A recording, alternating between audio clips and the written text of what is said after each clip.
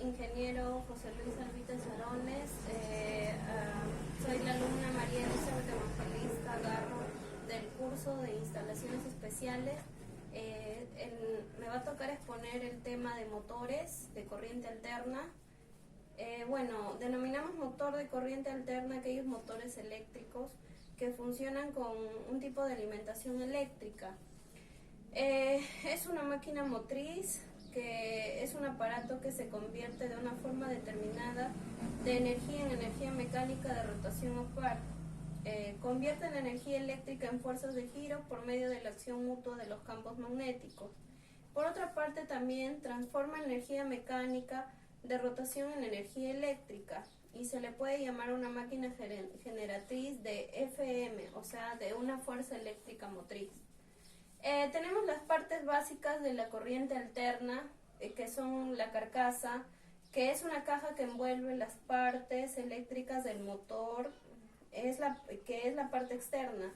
Tenemos el estator, que consta de un apilado de chapas magnéticas y sobre ellas está enrollado el bobinado estatórico, que es una parte fija y unida a la carcasa. Tenemos el rotor, que consta de un apilado de chapas magnéticas y sobre ellas está enrollado el bobinado rotórico, que constituye la parte móvil del motor y resulta ser la salida o eje del motor. Tenemos los motores de corriente alterna, que se clasifican por su velocidad de giro, por el tipo de rotor o también por su número de fases de alimentación, que son los monofásicos, los bifásicos y los trifásicos. Es una clasificación que ya existe en una gran diversidad de motores de corriente alterna. Básicamente se diseñan dos tipos de motores para funcionar con corriente alterna polifásica: los síncronos y los asíncronos. Hablamos de motor síncrono en esencia cuando es un alternador trifásico que funciona en la inversa. Los imanes del campo se montan sobre un rotor y se excitan mediante corriente continua, y las bobinas de la armadura están divididas en tres partes y alimentadas con corriente alterna trifásica. El motor asíncrono fue creado en su forma más simple por Galileo Ferraris. La compañía automovilística Tesla Motors debe su nombre a este genio.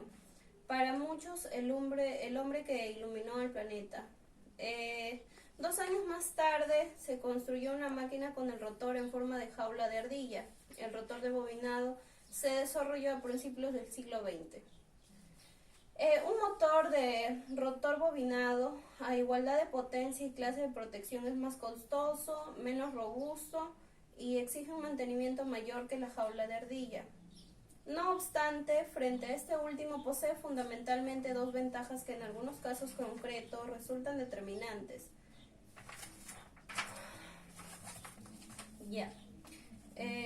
Tenemos el más simple de todos los tipos de motores eléctricos, que es el motor de inducción de la caja de ardilla, que se usa con la alimentación trifásica.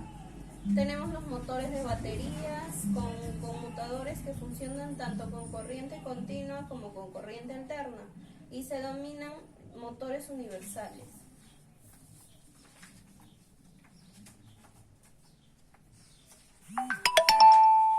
Tenemos los tipos de motores de corriente alterna que, son el motor universal, el motor de rotor de jaula de ardilla,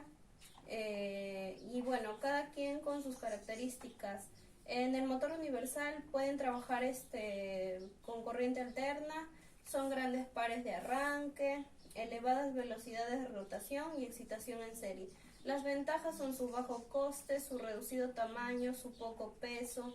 En aplicaciones domésticas no se suele llevar a cabo su mantenimiento y se dimensionan las escobillas hasta el fin de la vida del electrodoméstico.